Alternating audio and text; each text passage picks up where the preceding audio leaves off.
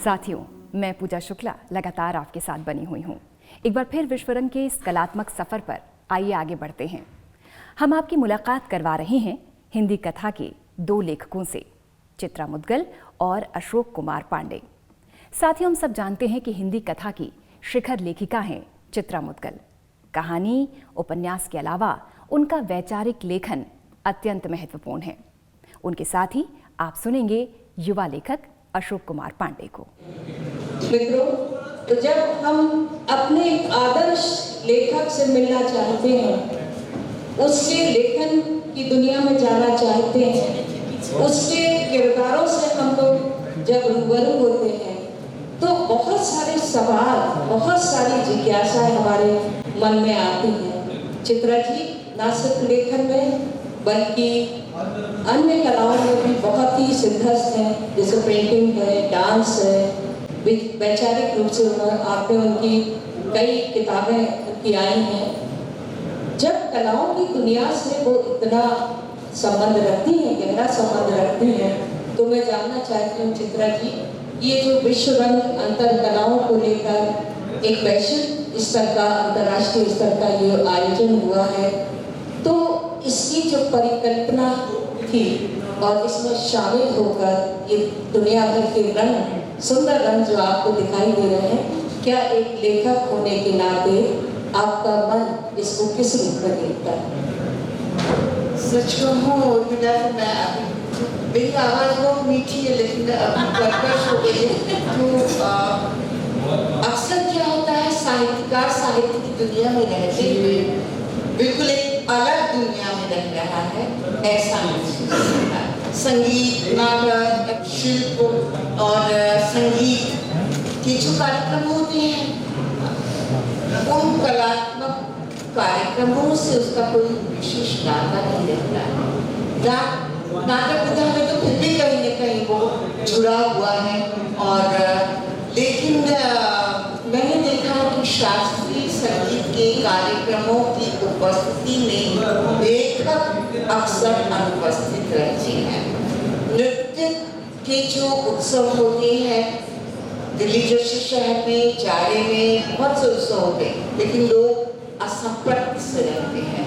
वो 24 घंटे साहित्य की बात है, लेकिन मुझे लगता है कि साहित्य कला के बिना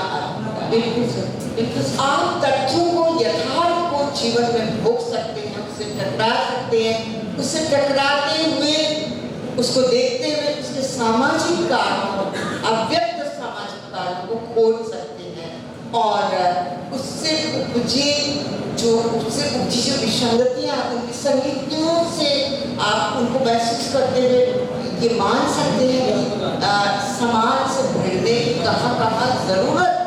तो जब तक आपका सामने चीज़ों से तो आपका परिवेश पूरा नहीं। जी बिल्कुल। तो यहाँ अंतर्राष्ट्रीय टैगोर अंतर्राष्ट्रीय साहित्य कला महोत्सव विश्वरंग में आकर के ये पहली बार महसूस हुआ कि बंगाल में तो इसकी छटा हुई। जी जी बिल्कुल। वो आपको विश्व भारती में देखने को मिलती है।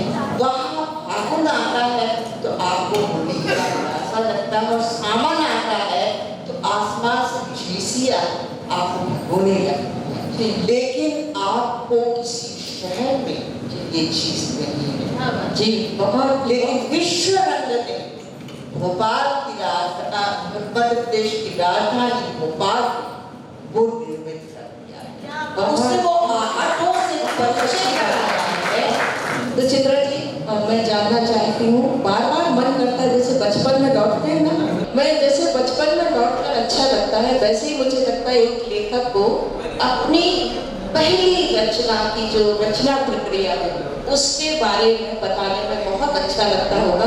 तो हमारे सारे लोग सामने सुनने वाले बैठे हैं, आपको चाहने वाले बैठे हैं, वो जरूर जानना चाहते हैं। जब मैंने पढ़ना शुरू किया, पढ़कर समझना शुरू किया, तो मैंने प्रेमचंद की कहानी ठाकुर का पढ़ी। और लोग कहते हैं कि साहित्य में परिवर्तन नहीं लाता है, लेकिन मैं ये महसूस करती हूँ कि साहित्य जब आपके मन और विचारों को, दिमाग को छू लेता है और वो कहानी आपका पीछा करती है, हफ्तों पीछा करती है, महीनों पीछा करती है, सालों पीछा करती है, वो कहानी आप में भी परिवर्तन नहीं।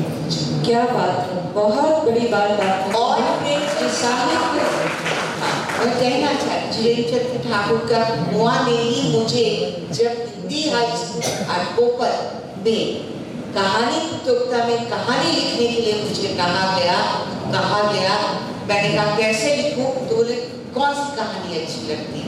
मैंने कहा विश्वनाथ की ताई, उसने कहा था, लेकिन सबसे अच्छी कौन लगती, तो मैंने कहा ठाकुर का हुआ। तो मेरे हिंदी हाई स्कूल घाटकोपर के जो शिक्षक थे हिंदी के, तो बस वैसी कहानी लिखो, कोई घटना तुम्हें याद है अपनी जिंदगी, तो मैंने कहा छोटी सी जिंदगी में घटनाएं तो बहुत झेलती रहती हूँ, सुबह शाम झेलती रहती हूँ, और लड़की होना तो मैं लगातार ही झेलती रहती हूँ, उसकी कोई शाम नहीं होती और सुबह नहीं होती है, 24 घंटे उसी के होते हैं। तो ये सोचा, जब सोचने के लिए कहा गया तो मुझे अपने घर के सामने का कुआं याद आ गया, मुझे अपनी दादी का चांटा याद आ गया। उस कुएं ने याद दिलाया कि प्रेमचंद के ठाकुर का कुआं यही कुआं,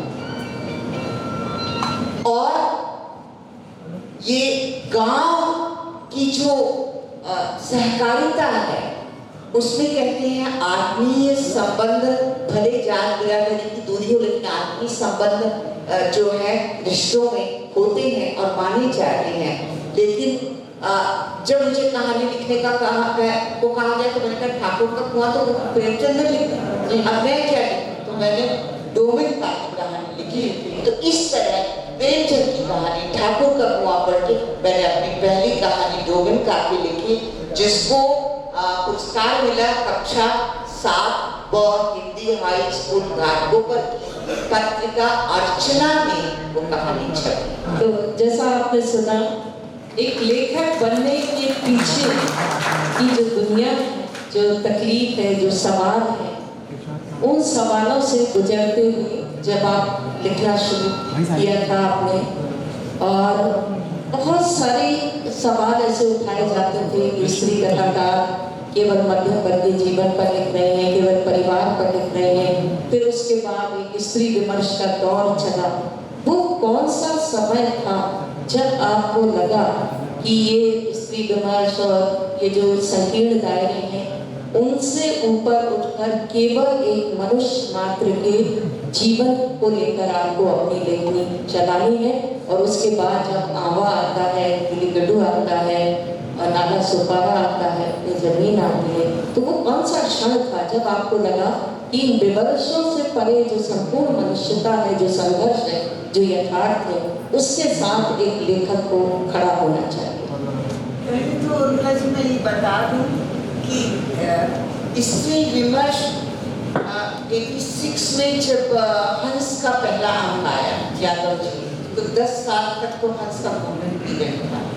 उसके बाद मुझे लगा कि नेता ही कुछ ढीली पड़ रही है, बतौर संपादक वो उस पाठ में नहीं खड़े हो पा रहे हैं जो डॉक्टर धर्मवीर भारती ने, जो कमलेश्वर ने, जो राकेश ने, जो मनोहर श्याम जोशी ने और नंदन जी ने, मुदगल जी ने जो खड़ी की है, तो उन्होंने स्त्री विमर्श और दलित विमर्श को जिन अर्थों में इस्तेमाल करना शुरू किया, वो अर्थ से अनर्थ का बीज बो देना था। तो कहने का अर्थ ये है कि तब तक स्त्री विमर्श से मेरा परिचय हो चुका है। जी, दिव्या मुझे बहुत बड़ा उपन्यास लगता है स्त्री विमर्श का। इसी तरह से लीलाचंद जोशी का डूबते मस्तूर, इसी तरह से यह पथबंधु था जी नरेश मेहता जी, इसी तरह से नाचियो बहुत गोपाल नागर जी का है ना, और जन का इतिहास सामने लाने वाला गोदान आप देखिए, उसमें दुनिया स्त्री विमर्श कैसी पैरोकार है। पहली बार तो ये महसूस किया गोदान पढ़ के कि मुझे इतिहास पढ़ते हुए इतिहास में जन्म नहीं मिलता है, राजा रजवाड़ों की पराक्रम का इतिहास मिलता है और उसमें एक संदर्भ आता है कि उनके राज्य में प्रजा सुखी थी। यानी वो राजा, उस राजा की महानता इतनी थी कि उसके राज्य में प्रजा सुखी थी। प्रजा का इतिहास सबसे पहले गोदान पढ़ने के बाद मैंने पढ़ा, सबसे पहले गौर की कि माँ पढ़ने पर पढ़ा। एक लेखक जब लिखता है तो पूरा एक समाज उसके आसपास होता है। तमाम तरह की कठिन बिल्कुल सवाल नहीं कर रही हूँ, उनके बीच में आपके खड़े होने को मैं देखना चाह रही हूँ।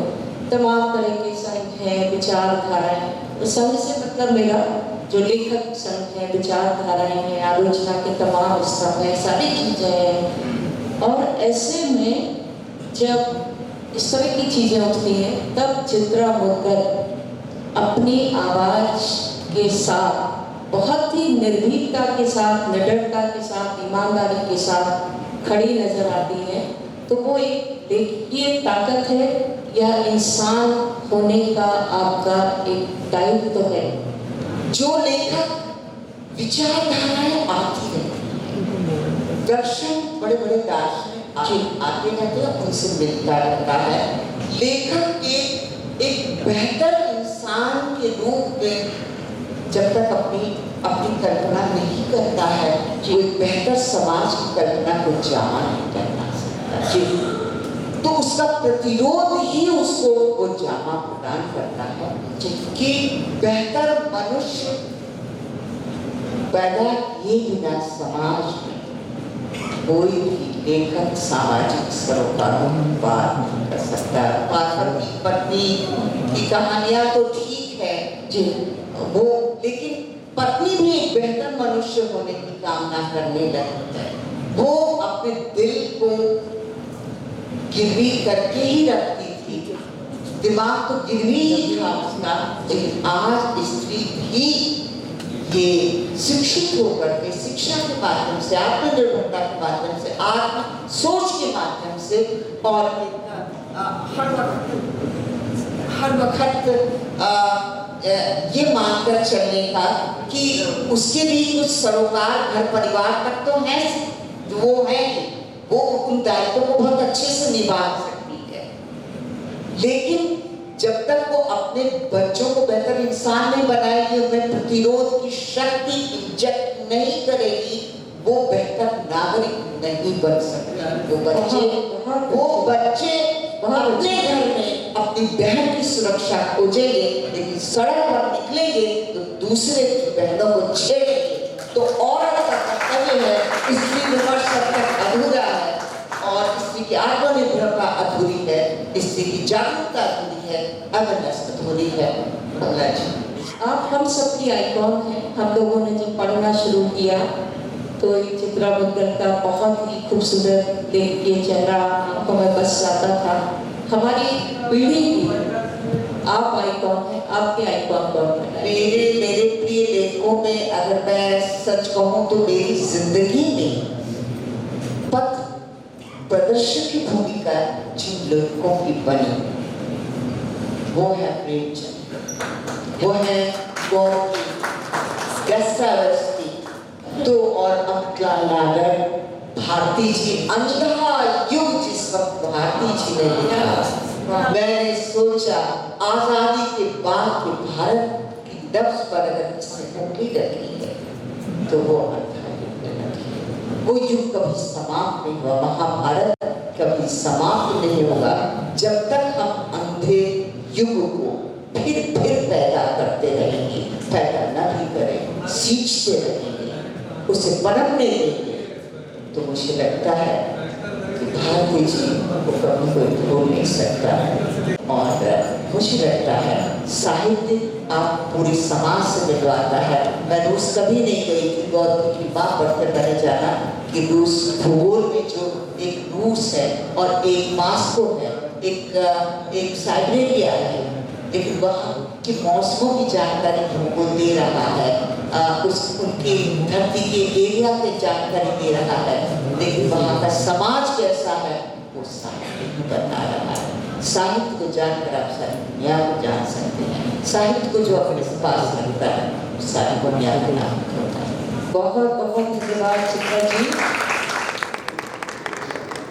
अच्छा, आपके पास दरअसल अधिकतर सवालों के जवाब होते हैं, बहुत अच्छी बात है। तो मैं कोशिश कर रहा हूँ एक सवाल थोड़ा कठिन पूछूं, शायद आप कर सकें। ये कोशिश बहुत लोग कर चुके हैं, आप भी कर लीजिए। धर्म की कुछ अच्छाइयाँ और मार्क्सवाद की कुछ बुराइयाँ बताइए जो आपको अभी तक मिली हो। हाँ, मार्क्सवाद की बुराई ये है, मतलब भारत में जो मार्क्सवाद की मैं बात कर रहा हूँ, कि मार्क्सवाद ने जाति के सवाल को, धर्म के सवाल को उस तरह से नहीं डील किया जिस तरह से डील करना चाहिए। जिस रूढ़िवाद मार्क्सवाद की आमतौर पर समझ बनी है, उसका कारण भारत में जिस तरह से मार्क्सवाद को व्याख्यायित किया गया वो है। मुझे पता है लगभग 10 साल तक लगातार इसके बीच की कहानी और ज़्यादा ही शायद और पहले से कहानी निकले 15 साल। तो इसी 15 साल के दौरान आपने बाकी सब कुछ भी लिखा, कविता, अर्थशास्त्र, बाकी किताबें, इतिहास, सारा सब कुछ। तो ये बीच में पूरा जो ट्रांजिशन आपके पूरे इसमें लेखन में होता रहता है। बीच में एक अर्थशास्त्र की किताब आ जाती है, फिर एक दो कोई कहानी आती है, फिर कविता की किताब आ जाती है, फिर मार्क्सवाद। तो कितना आसान होता है, आप के लिए आसान है, किसी के लिए भी हो सकता है, सबके लिए कठिन है। आप कैसे डील करते हो? ये असल में मुश्किल सवाल है। इसका जवाब देना मेरे लिए किसी भी लेखक के लिए बहुत मुश्किल होगा। दरअसल मैं, मतलब तुमने कहा बहुत चर्चित रही है, वो कहाँ चर्चित रही है मुझे पता नहीं है, बताना जरूर। कोई चर्चा वर्चा नहीं है उसकी, ईमानदारी से कहना चाहिए। हर संकलन चर्चित नहीं होता है, क्योंकि मैं कहानीकार के रूप में जाना नहीं जाता हूँ। हिंदी में एक है कि आप कहानीकार हैं तो कहानीकार हैं, इतिहासकार हैं तो इतिहासकार हैं, कवि हैं तो कवि हैं। मल्टीपल जो अगर आप वो करते हैं, चीज़ों में लिखते हैं, तो आपको माना नहीं जाता। एक की मान्यता दे दी ना, बस कुछ ये वाला मानता है। मैं कहानीकार नहीं हूँ, मैं बहुत ईमानदारी से कह रहा हूँ। लेकिन मैं जहाँ का रहने वाला हूँ, पूरबिया जो हूँ मैं, पूर्वी उत्तर प्रदेश का, तो वो जो इलाका है ना पूरब का, वो इतना किस्सा को इलाका है कि बहुत सारी चीज़ें होती हैं जो मुझे लगता है इसको कहानी में कहा जा सकता है। जितनी कहानियाँ मैंने लिखी हैं उसकी कई गुनी कहानियाँ मेरे पास अधूरी पड़ी हैं। तो उसमें कुछ कहानियाँ पहले कुछ बाद में लिखी थी। और ईमानदारी की बात यह, कश्मीरनामा हिट हो गई तो प्रकाशक को लगा कि एक और किताब आएगी तो उसके पीछे पीछे बिक जाएगी। तो उन्होंने कहा कहानी संकलन भी दे दो, कुछ और दे दो। मैंने कहा कहानी संकलन छापोगे? अगर मैं साल भर पहले आता वो छापती भी नहीं, तो कहानी संकलन छाप दिया उन्होंने, बिक भी रहा है। अच्छी बात, बिजनेस भी तो है ना, प्रकाशन में बिजनेस भी है, केवल ब्रांडिंग। आपने शायद गुजराती भी आपको उसी वक्त आई, उसके अलावा आपने कई सारे अनुवाद भी किए कविताओं वगैरह के। तो ये अनुवाद करना, बाकी मौलिक लेखन करने से अनुवाद लेखन करना क्या? दो तरह के अनुवाद होते हैं, एक पैसे के लिए किया जाता है तो उसका तो कोई, उसके बात करने की कोई बात नहीं है। कविताओं का जो अनुवाद होता है, जब मैं कुछ रचनात्मक नहीं कर पा रहा होता हूँ, कविता नहीं लिख पा रहा होता हूँ, गद्य नहीं लिख पा रहा होता हूँ, कुछ कर नहीं पा रहा होता हूँ, तब मैं बाकायदा कविता का अनुवाद करता हूँ। और यकीन मानिए कि जितनी बार मैंने लगातार कविताओं के अनुवाद किए, वो खींच के मुझे रचनात्मक लेखन तक ले आया, पहला। दूसरा ये कि अब तो नहीं, टाइम नहीं है। एक वक्त था कि 11 बजे रात के बाद मैं सिर्फ कविता पढ़ता था, इंटरनेट पर ढूंढ के दुनिया भर की कविताएं जहाँ की मिल जाए, और उसमें जो मुझे पसंद आती थी वो मैं अनुवाद कर दिया करता था। तो इन दो तरीकों से मैंने अनुवाद किए हैं। और कुछ करवाए गए बाद में, जब अनुवाद छप गए, तो जैसे साहित्य अकादमी का आयोजन हुआ तो मंगेश जी ने कुछ अनुवाद कराया, और भी जगहों पर अनुवाद कराए गए, कुछ इस तरह से हो गया। फिर प्रकाशन भी किया है। जरूरी है, लेखक की तरह बात हो रही है, उसको जाने दीजिए। नहीं, मैं उसमें प्रकाशन में नहीं जा रहा हूँ। उसमें मुझे पता है कि जो एक फोटो सिलेक्शन, आर्ट डायरेक्शन, ये सारा काम मोस्टली आपने सारा नहीं, काफी कुछ कुमार अनुपम का था। झूठ तब बोलते थे, वो नहीं होता।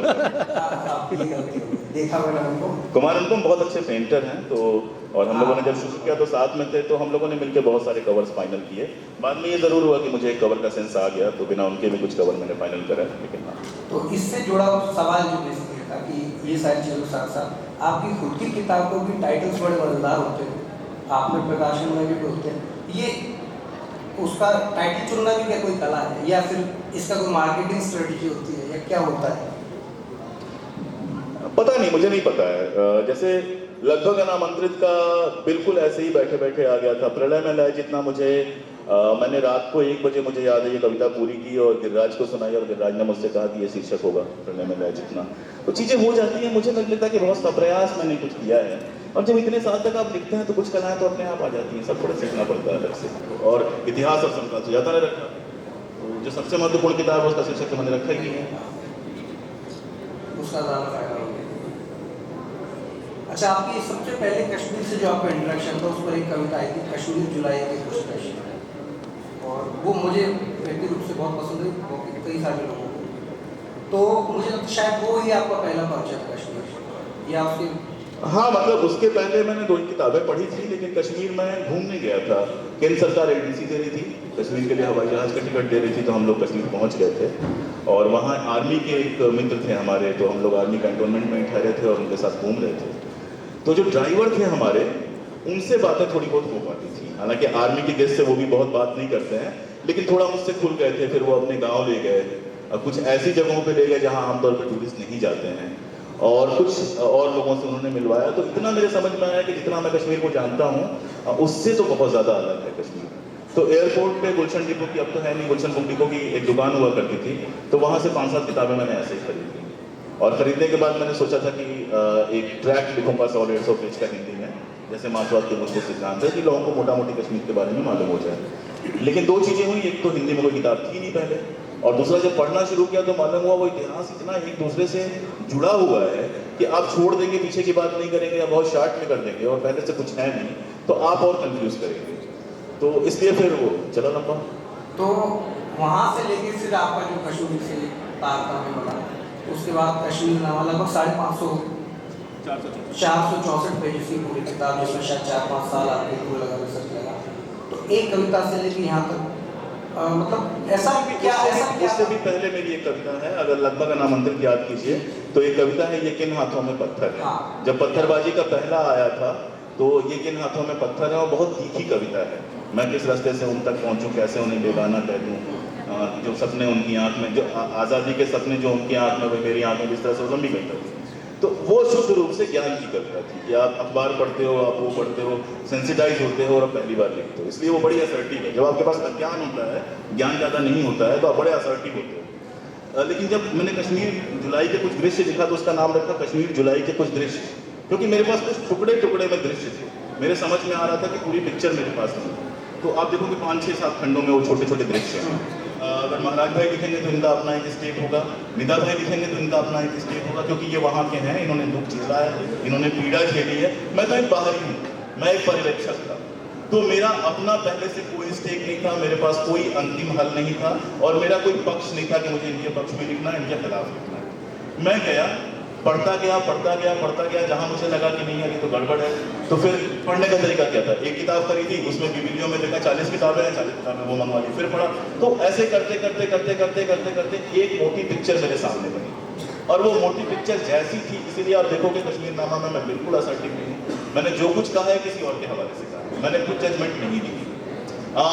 कश्मीरी पंडित जो मेरे दोस्त हैं बहुत सारे, उन्होंने किताब पढ़ने से पहले, किताब छपने से पहले मान लिया कि वो कश्मीरी पंडितों के खिलाफ लिखी होगी। महाराज भाई से सुबह बात हो रही थी, शिवरात्रि वो भी मनाते हैं, हम भी मनाते हैं, लेकिन वो शिवरात्रि में इतना फर्क है कि हमारे साथ दिक्कत क्या है, जो मेनलैंड इंडिया जिसको हम कहते हैं, उत्तर प्रदेश, बिहार और ये जो मध्य प्रदेश, जहाँ के लोग छठ मनाने जा रहे थे, तो ये जो मेनलैंड इंडिया, उसकी प्रॉब्लम क्या है कि मानता है हमारा ही कल्चर है, और बाकी सारे, अगर वो कोई भी हिंदू है तो हमारा ही कल्चर मानेगा, कोई भी मुसलमान है तो हमारा ही कल्चर मानेगा।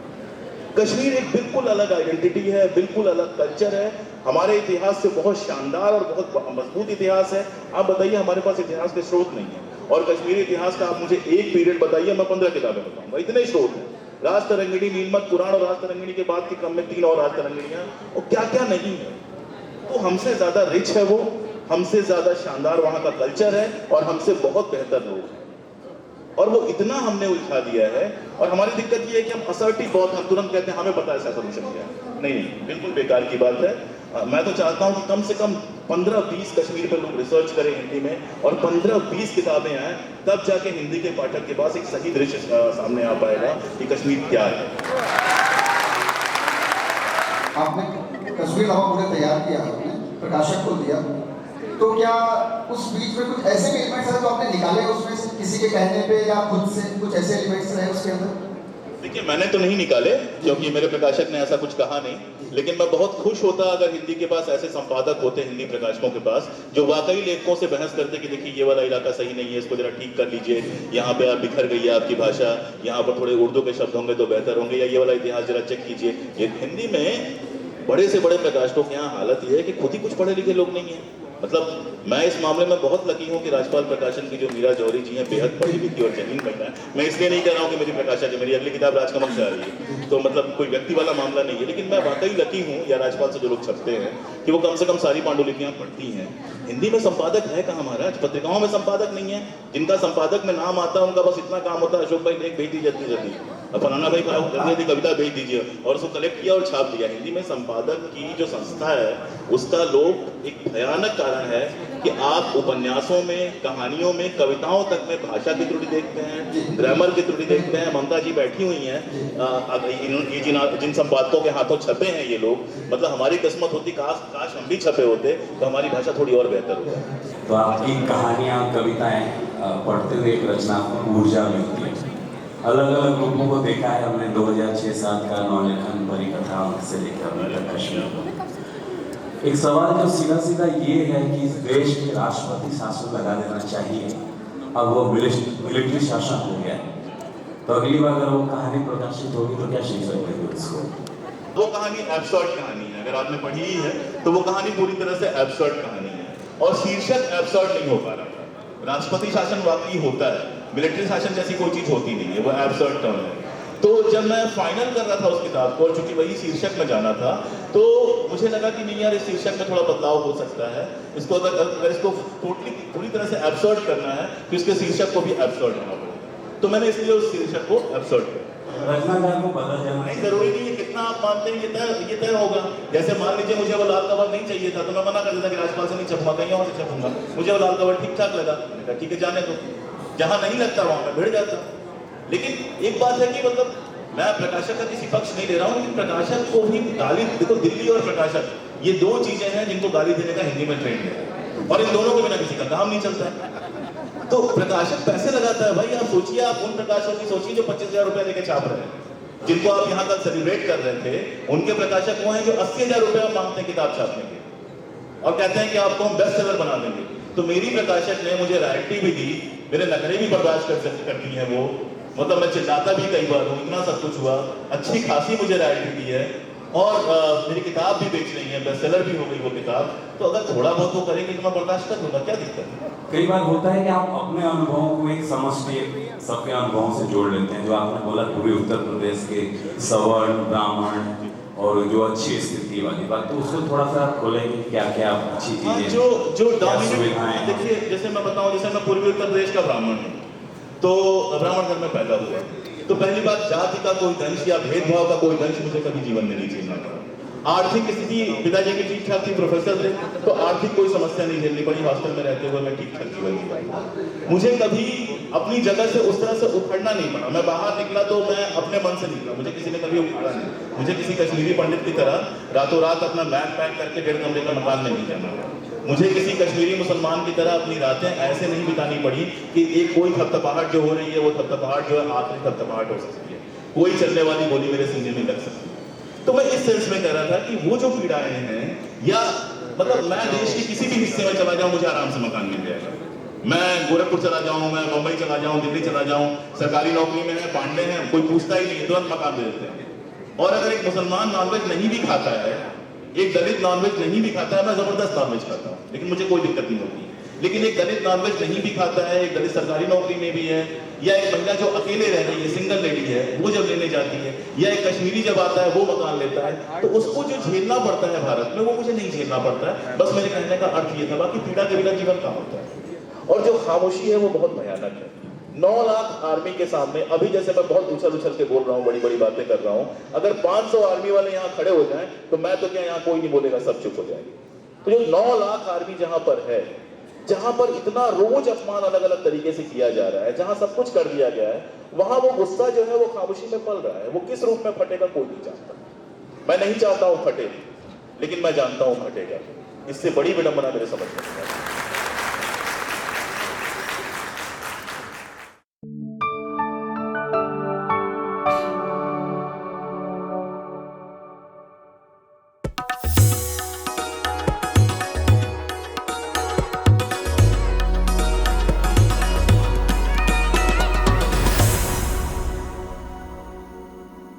नमस्कार, मैं पूजा शुक्ला आपके साथ एक बार फिर से आपका अभिवादन है।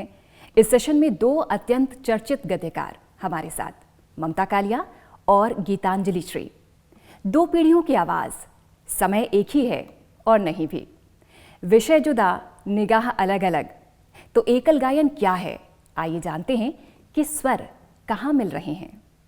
ये इस आयोजन का एक हिस्सा है जिसकी खुशनसीबी मेरे हिस्से में आई है, और ये बहुत खूबसूरत बात है कि हिंदी कहानी के 2 प्रतिष्ठित रचनाकार जो 2 पीढ़ियों का प्रतिनिधित्व करती हैं एक साथ यहाँ हैं, और ये इस लेखक से मिले को शायद ज़्यादा खूबसूरत बनाती हैं।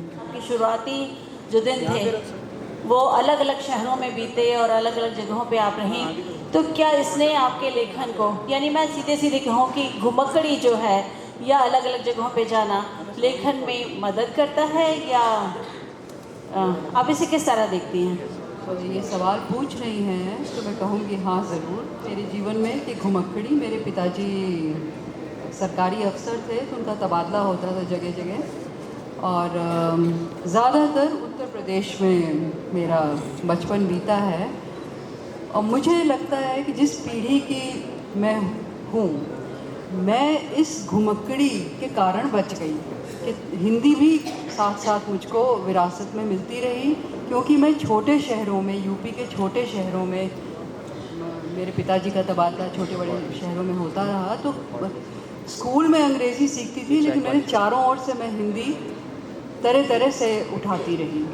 तो ये घुमक्कड़ी किसी न किसी तरह से उसने ज़रूर मुझे प्रभावित किया, मुझ में एक एडवेंचर का जज्बा दिया और भाषा के संग खेल करने का जज्बा दिया, जो अगर मैं बिल्कुल पारंपरिक तरह की मेरी शिक्षा दीक्षा होती तो शायद मैं ना करती। तो मुझे लगता है कि ज़रूर इसका अच्छा ही कोई असर हुआ होगा, और उम्मीद करती हूँ ममता जी जैसे वरिष्ठ लेखक मानते हैं इस बात को। ममता जी, मैं आपसे इस तरह से इस बात को करना चाहूँगी कि जो परिवेश होता है आपके पास शादी के पहले भी और शादी के बाद भी साहित्यिक परिवेश था, तो ये एक चुनौती की तरह आता है कि एक सहज उपहार की तरह आता है? आप इसे किस तरह देखते हैं? देखिए, मेरा मध्य प्रदेश से भी बहुत गहरा और लंबा नाता रहा है। तो ऐसा है कि मैंने जब होश संभाला तब से मैंने अपने घर में केवल किताबें ही किताबें देखी। हमारे घर की सारी संपदा यही थी। हम बहुत मामूली कपड़े पहनते थे, हम बहुत मामूली जीवन जीते थे, हम मामूली खाना खाते थे, लेकिन गैर मामूली किताबें पढ़ते थे।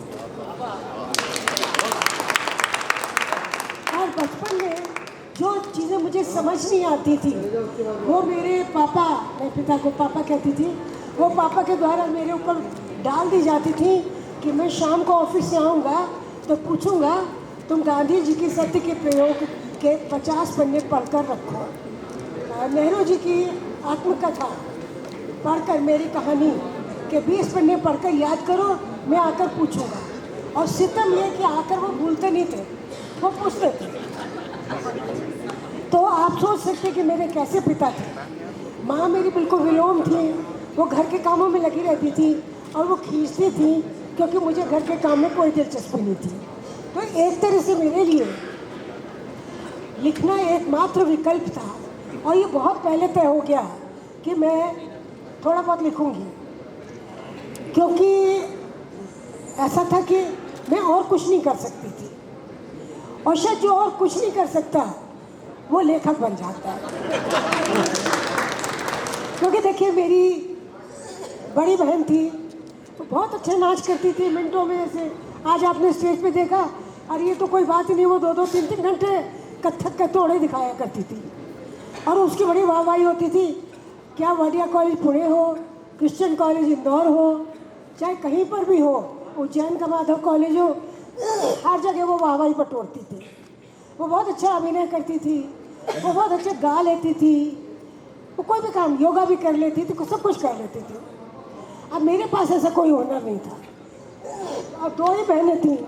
तो आप सोच सकते मेरी दशा कि लगातार मेरी तुलना होती रहती थी।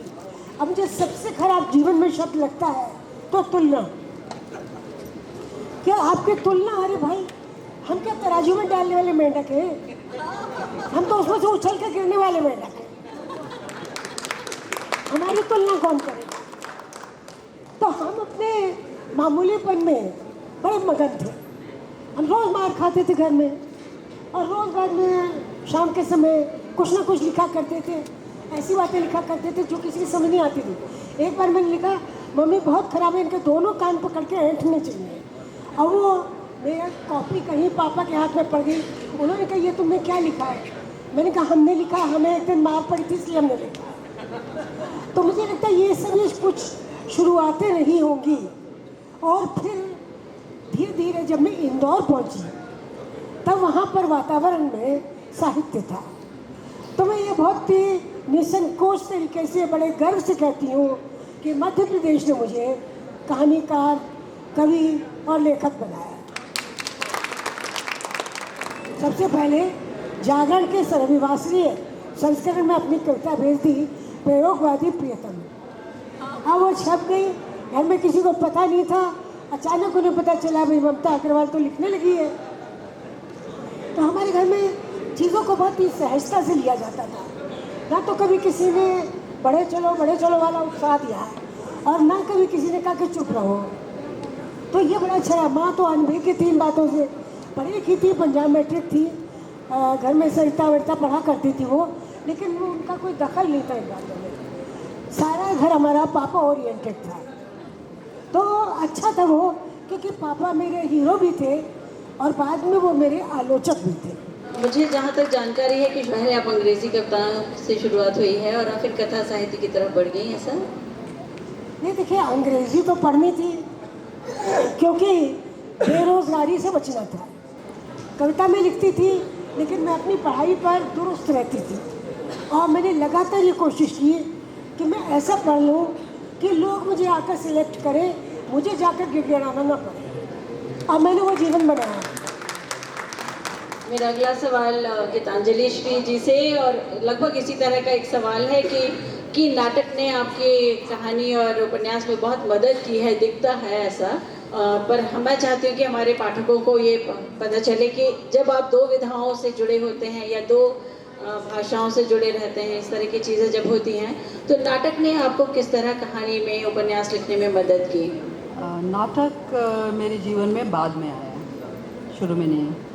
और कहानी लेखन, वो ये चीज़ें कुछ सहज अपने आप ही होती रही। और मैं कहानी ही लिख रही थी जब मुझे लगा, आपने मेरा उपन्यास माई पढ़ा है, मुझे लगा कि अभी मैं और कुछ नहीं लिख सकती, मुझे माई लिखना है। माई के बारे में, मेरी माँ की पीढ़ी की जो औरतें हैं उनके बारे में। तो जब वो मैंने लिखना शुरू किया तो मुझको ये नहीं मालूम था कि ये निबंध बनेगा, कि कहानी ही रहेगी, कि कुछ और बनेगा, और कुछ बनेगा भी कि नहीं, ये भी नहीं मालूम था। लेकिन मुझे ये पता था कि ये लिखना मेरे लिए ज़रूरी है। जब मैं ये लिख लूँगी तभी कोई एक रास्ता पार करूँगी और जिधर जाना है उधर जाऊँगी। तो इस तरह के कोई एक आंतरिक दबाव में मैंने माई लिखा, और वो मेरा पहला उपन्यास बना। और वहाँ से सिलसिला कहानी और उपन्यास का ही रहा। नाटक मेरे खेल खेल में शुरू हुए। कुछ मित्र थे नाटकों से जुड़े, बाद में वो बहुत जानी मानी निर्देशक रही, Anuradha Kapoor, national school of drama Delhi की डायरेक्टर भी रही वो। तो वो मित्र थी, मुझसे सीनियर थी, और उन्होंने मुझसे कहा कि एक वर्कशॉप में उन्होंने मुझसे कहा कि तुम लिखो नाटक। तो मैंने कहा कि मैं लिख पाऊँगी? तो उन्होंने कहा मैं बता रही हूँ लिख पाऊँगी। तो मैंने कहा आपको पता है तो मैं करती हूँ कोशिश। और वहाँ से नाटक लेखन शुरू हुआ। पर मैं अभी भी अपने को नाटककार नहीं मानती हूँ, वो मेरे लिए एक ग्रुप एक्टिविटी है। जो बाकी लेखन है वो मुझे मेरे एकांत में रखता है। नाटक मुझे एक तरह की कम्युनिटी से जोड़ता है, एक तरह के फॉरेन संप्रेषण की ज़रूरत से जोड़ता है। तो बिल्कुल दूसरे तरह की एक्सरसाइज है। और मुझे लगता है कि ये बड़े अजीब तरह से दोनों एक दूसरे को कॉम्प्लीमेंट भी करते हैं और अलग भी हैं। नाटक से मैंने ध्वनि का मज़ा सीखा, और शायद लिखने में भी मेरे लिए ध्वनि बहुत बड़ी चीज़ है। बनती चली गई। तो मैं पढ़ती हूँ, मैं सुनती हूँ अपने लिखे को भी, दूसरे के लिखे को भी। ये चीज़ शायद नाटक से ही आई है। दोनों के जो शुरू के उपन्यास हैं और इनफैक्ट बाद के भी उपन्यासों में भी हमारे जो रूढ़िगत समाज हैं उनको देखने के नज़रिए हमको दोनों के उपन्यासों में मिलते हैं। इनफैक्ट जो पहला उपन्यास है, शुरुआती जो काम है उसमें, तो मैं गीतांजलि जी से मैं पहला क्वेश्चन करती हूँ कि जब आप माई लिख रही थी और मुझे उसकी सबसे खूबसूरत बात ये लग रही थी कि जो माँ अपने लिए जगह नहीं बना पाती है उस समाज के हिस्से में होके, वो कैसे अपनी बेटी के लिए सीढ़ियाँ लटकाती है। ये शब्द आपके ही हैं। तो ये चीज़ है, ये एक बहुत खूबसूरत चीज़ है। तो इस रूढ़िग्रस्त समाज को आप तिरोहित में भी देख रही हैं, माई में भी देख रही हैं, और कुछ रेत समाधि में भी वो चीज़ आती है। तो क्या स्वतंत्रता से, एजुकेशन से, सब कुछ से, इन सब से के बाद भी क्या कुछ फ़र्क नहीं हुआ है, या हुआ है तो किस तरह हुआ है? ये तो बहुत ही बड़ा सवाल है, तो इसका मैं कोई बहुत संतोषजनक जवाब तो नहीं दे सकती। कुछ चित्रे बितरे ख्याल आते हैं मन में, वो मैं आपसे साझा करती हूँ। जहाँ तक ममता जी का स्वतंत्रता के उस तरफ होने का और मेरे इस तरफ होने की बात है, हमें लगता है स्वतंत्रता एक ऐसी कड़ी है जो हम दोनों को बहुत जोड़ती है। आदर्श के माहौल में वो भी पैदा हुई, और आदर्श अभी बरकरार था जिसमें मैं पैदा हुई, और उस आदर्श ने हम दोनों को शायद बहुत प्रेरित किया होगा और हमें हौसला दिया होगा कि हम कुछ करेंगे, हम कुछ अलग करेंगे, जैसे हमसे कहा गया है उसी तरह रहने की हमें ज़रूरत नहीं है, वगैरह वगैरह। आज के दौर में आते आते मुझे लगता है सिनिसिज्म बहुत बढ़ गया है।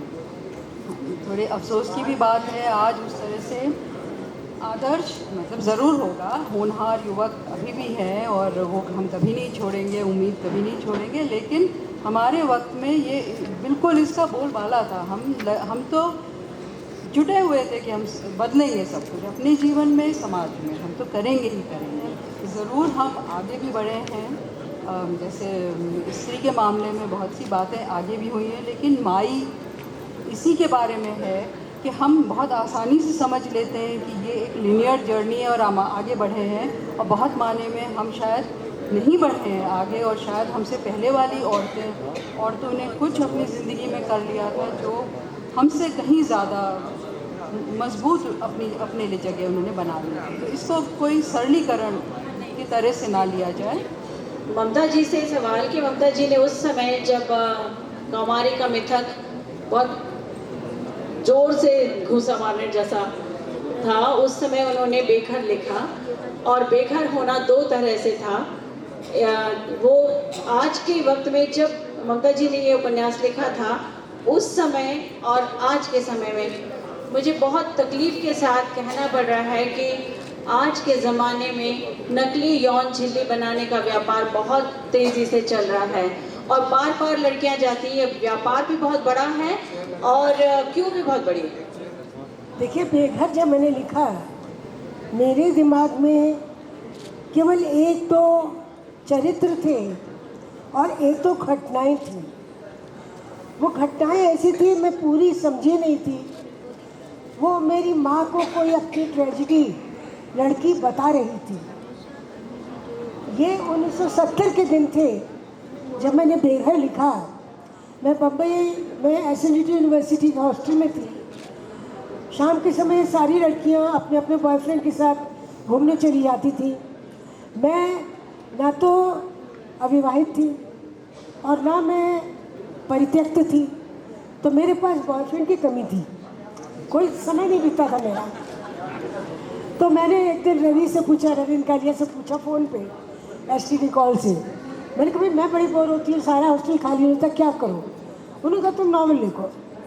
मैंने कहा ठीक है, हम लिख देंगे। मुझे कोई चुनौती देता मैं फट से ले लेती हूँ, मैं कहती हूँ ठीक है कर देंगे। तो मुझे ये लगा उस समय कि कौमार्य अपने आप में एक बहुत बड़ा मिथक है, इसको तोड़ना चाहिए। क्योंकि कितनी गलत बात है कि आज तक विश्व के कई समाजों में स्त्री को केवल शारीरिक कौमार्य से ही कुमारी माना जाता है।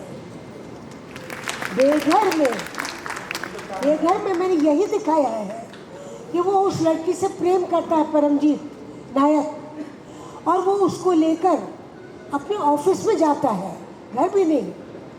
और जब उसे लगता है कि मैं उसके जीवन का पहला पुरुष नहीं हूँ, वो अपनी प्रेमिका को छोड़ देता है, वो उससे शादी नहीं करता और एक तकनीकी रूप से कौमारवती लड़की से, ठस लड़की से, रमा से वो शादी कर लेता है।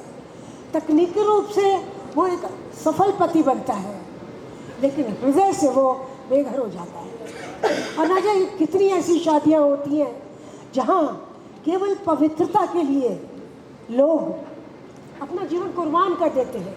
एक मनचाही लड़की आपके पास है और आप एक अनचाही लड़की को पसंद कर रहे हैं सिर्फ इसलिए कि वो दुरुस्त है।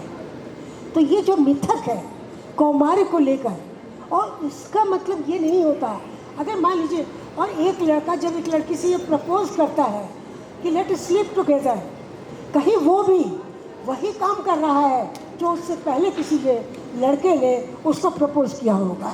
तो बेघर की दरअसल जो थीम थी वो पूरी मेरी ना समझ में आने के बावजूद मैंने उठाई, और उसमें कई पात्र मेरे बीच से हाथ से छूट गए। ये संजीवनी है, उसका पता नहीं क्या हुआ, बाद में वो अकेली रह गई और बैंक में काम करती रह गई। आज मैंने लिखा होता तो मैं संजीवनी को बनाती बहुत पॉजिटिव कैरेक्टर, और ये बताती कि वो इतनी सफल हो जाती कि परमजीत की बॉस बनती दफ्तर में, तब न्याय होता। तो ये फ़र्क है पिछले 50 साल में और आज बेघर को लेकर 50 साल हो गए, तो उतने बीच में समाज बदला है। आज लड़की के सामने कौमार्य कोई हवा नहीं रह गया है। आज लड़कियों ने अपनी बात कहनी, अपने को असर्ट करना, अपनी नौकरी ढूंढनी, अपना व्यक्तित्व ढूंढना, अपना प्रेमी ढूंढना, अपना परिवार चूज करना, ये सब उसने आज सीख लिया है। कम से कम शहरी लड़कियों ने सीख लिया है। और बात शहरी की नहीं है, कस्बे की। मैं देखती हूँ कस्बे में भी लड़कियाँ आजकल शर्त लगाती हैं कि हम तुम्हारे माता पिता के साथ नहीं रहेंगे, 5 बजे सुबह उठना पड़ता, हम नहीं उठेंगे। या लड़का कहता है भाई तुम्हारी माँ बहुत नॉनसेंस है, हम उसके साथ नहीं बात करेंगे। तो आज ज़्यादा फ्रैंकनेस आ गई है। आज लड़कियाँ चुप रहने वाली लड़कियाँ नहीं हैं, आज सब बोलने वाली लड़कियाँ।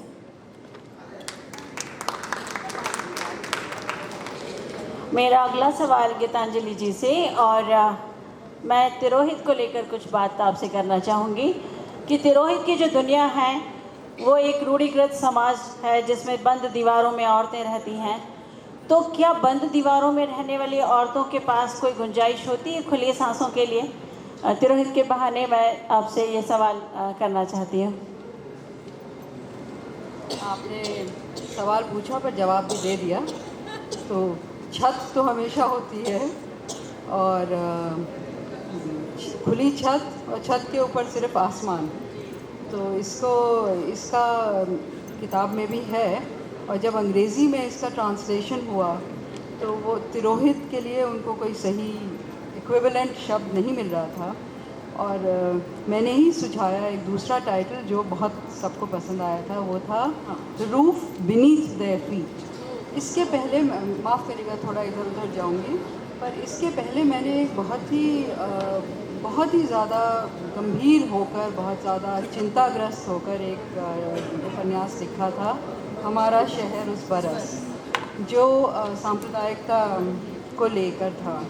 और बहुत ज़्यादा परेशान होकर, मैं ही नहीं, हम सब बहुत परेशान थे, और उसको मैंने लिखा। वो इतना भारी रहा मेरे लिए कि मुझे लगा कि उबरने के लिए अब क्या सब ललक जीने की क्या ख़त्म हो गई है, हंसी मजाक करने की इच्छाई जैसे अब या सामर्थ्य नहीं रहा।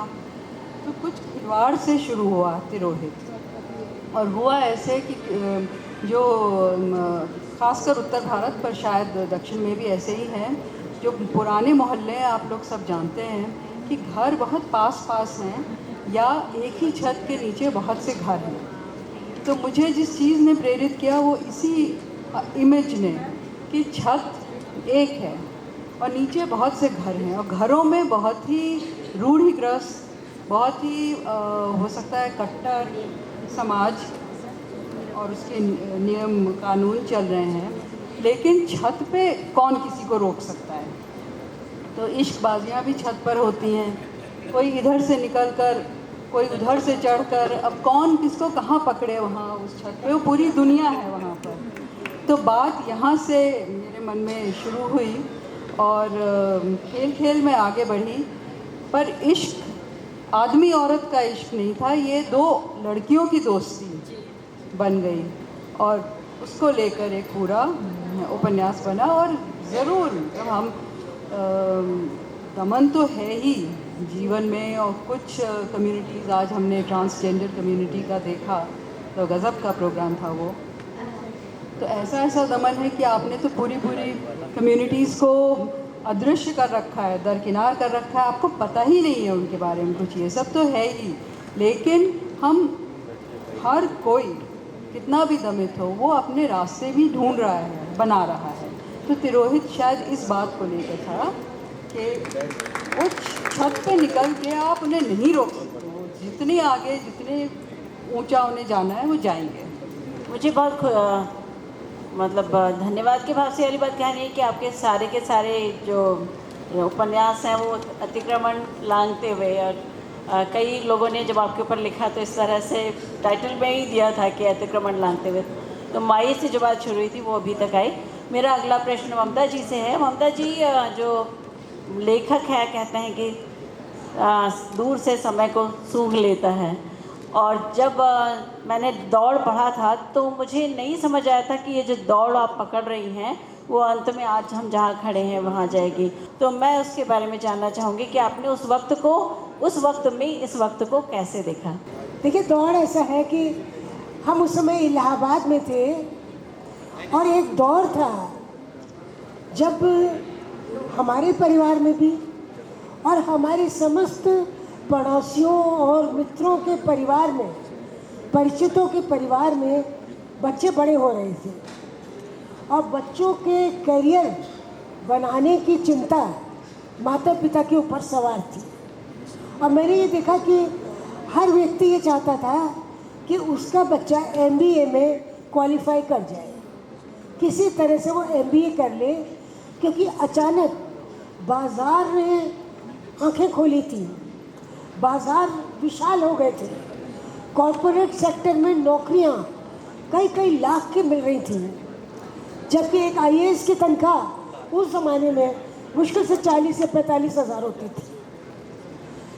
तो सबके सामने तरक्की का एक दरवाज़ा ये था कि हमारा लड़का सफल हो जाए, किसी IIM में हो जाए, अगर IIM में नहीं हो सकता तो किसी प्राइवेट कॉलेज से मैनेजमेंट की डिग्री ले ले।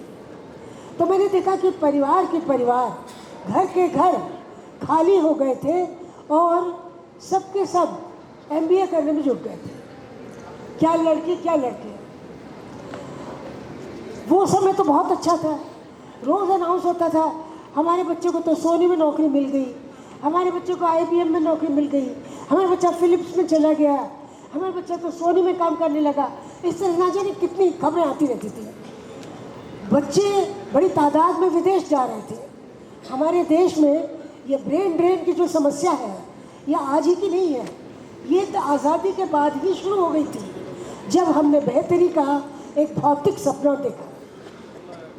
बेहतरी को हम कभी भी आंतरिक नहीं मान पाए, जबकि हम अपने आप को बड़ा अंतर्मुखी मानते हैं, हम अपने आप को बड़ा अंतर्जीवी मानते हैं। लेकिन हमने हमेशा भौतिक सपने देखे, भौतिक बेहतरी के सपने देखे, आर्थिक बेहतरी के सपने देखे। पूरी की पूरी मैं जिम्मेदारी युवा पीढ़ी पर नहीं डालती इसकी कि वो बहुत एम्बिशियस थी और वो सब निकल गए पढ़ के। नहीं, हम माता पिता थे जो अपने बच्चों को ठेल ठेल कर MBA करवाते थे, लिटरेचर छुड़वा के कॉमर्स पढ़ाते थे। हम वो लोग थे जो बच्चे से कहते थे बिजनेस एडमिनिस्ट्रेशन पढ़ो, कोचिंग लो, किसी भी तरह से कोटा जाओ, क्वालिफाई करो, जब तक क्वालिफाई नहीं करोगे फिसड्डी कहलाओगे। हम कहते थे तुम्हारे लिए क्या करेंगे, बरामदे में दुकान खोल देंगे, माचिस और साबुन रख देंगे, बेचो। तो हम बच्चों को इतना डरा देते थे अपने सपनों से कि बच्चे योग्य निकल गए। उन्हें लगा इस नरक से, इस किचकिच से, माँ बाप की किचकिच से बचने का एक ही उपाय है कि अपनी योग्यता बढ़ाओ। और उन्होंने अपनी योग्यता बढ़ाई, घर के घर खाली हो गए, परिवार खाली हो गए, बच्चे सब चले गए, घर में रहेगा क्या? माता पिता कुत्ता और कार।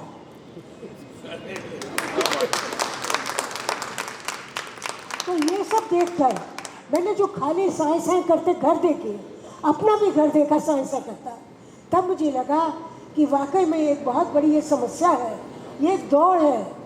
और दौड़ की सबसे बड़ी दिक्कत क्या है? हम सबको चूहा दौड़ में लगा देते हैं, लेकिन रहे तो चूहे ही है सब, अभी तक दौड़ रहे हैं वो लोग।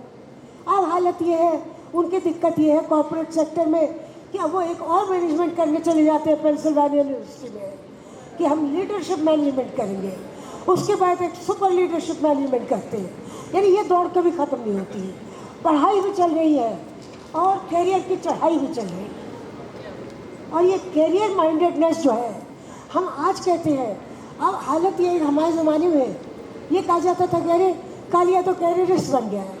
जब रवि ने छापा खाना खोला तो सारे इलाहाबाद में शोर मच गया, कालिया तो कैरियरिस्ट बन गया है। अरे ये बताओ कि अगर छापा खाना नहीं खोलेंगे, अगर कागज काले नहीं करेंगे और कमाई नहीं होगी तो खाना मांगने किसके घर जाएंगे? तो हर आदमी अपने तरीके से अपना कैरियर बनाता है। और आज की पीढ़ी अगर उस कैरियर को ज़्यादा चमकाने में लग गई, जैसे कि जूते के ऊपर आप 2 बार पॉलिश लगा लें, तो इस तरह से अगर अपना कैरियर बनाने लग गई तो उसके पीछे जिम्मेदार हम सब हैं। और अब हमें अपने उस लोनलीनेस को भरने के नए विकल्प देखने होंगे। इतिहास के विद्यार्थी होने के नाते मैं लगातार जब से नानी दादी और सबकी बातें हमने सुनी तो बुद्धिजीवी, आप तो बुद्धिजीवी की शिरोमणि हैं जो हमारे यहाँ बैठे हुए हैं सभी लोग, और यहाँ भी हमारे साथ के लोग ही सभी आर्टिस्ट हैं सब लोग, लेकिन बुद्धिजीवियों को सोसाइटी का ओपिनियन फोर्स कहा जाता है, धारणा क्रिएटर होते हैं। गीतांजलि जी भी हमसे मुतमईन होंगी। तो मुझे लगता है कि आखिर जो कुछ भी पूरे विश्व स्तर पर और विशेषकर हम ज़्यादा न जाएं, अपने देश में जाएं, जिन चीज़ों को अंतर्द्वंद अभी तमाम साहित्यकार आपने भी चित्रित किया है, जनरल बात कर रहा हूँ, तो आखिर मुझे ऐसा लगता है, ऐसा भी कहा गया है कि जब बुद्धिजीवी सो जाता है और उनमें भी खासतौर से लेखन, चिंतक, विचारक, दार्शनिक सो जाते हैं, तो शायद वो देश मृत देश बन जाता है। तो आप जो कह रहे हैं कि नेगेटिव लिखा जा रहा है, इसका मतलब नहीं नेगेटिव की बात नहीं है। मैं ये कह रहा हूँ कि बुद्धिजीवी जो धारणा का क्रिएटर है, ओपिनियन फोर्स है, वो किस तरह से समाज में और मतलब लिखे और अच्छी तरीके से कि जो आप लोग अपने जो अंदर द्वंद अभी आपने बताया हर सर समझ नेगेटिव की बात होता ये है, जो भी समय होता है आप समय से थोड़ा आगे तो चलते हैं, बहुत आगे नहीं चल सकते, क्योंकि आप केवल सपना दिखाने का काम नहीं करते, आप यथार्थ में दिखाते हैं। प्रेमचंद ने जहाँ बड़े घर की बेटी जैसी आदर्शवादी प्रारंभिक किस्म की कहानी लिखी, वहाँ उन्होंने बड़ी कॉम्प्लिकेटेड किस्म की कफन भी लिखी। इसी तरह से आज का लेखक पहले समय की विषमता और अंधकार को बता रहा है। हो सकता है आगे आपके सामने कुछ ऐसे भी लोग आए जो ये बताए कि संस्कार क्या होता है, अच्छी बातें क्या होती है, अच्छा परिवार क्या होता है, लेकिन सूक्तियाँ बहुत जल्दी थक जाती हैं। और आप छात्र, ये रिश्ता नहीं होता है बुद्धिजीवी और लेखक और पाठकों का। आपने कहा धारणा क्रिएटर, मैं कहूँगी संवाद इनिशिएटर, कि हमारा काम है और हम वही करते हैं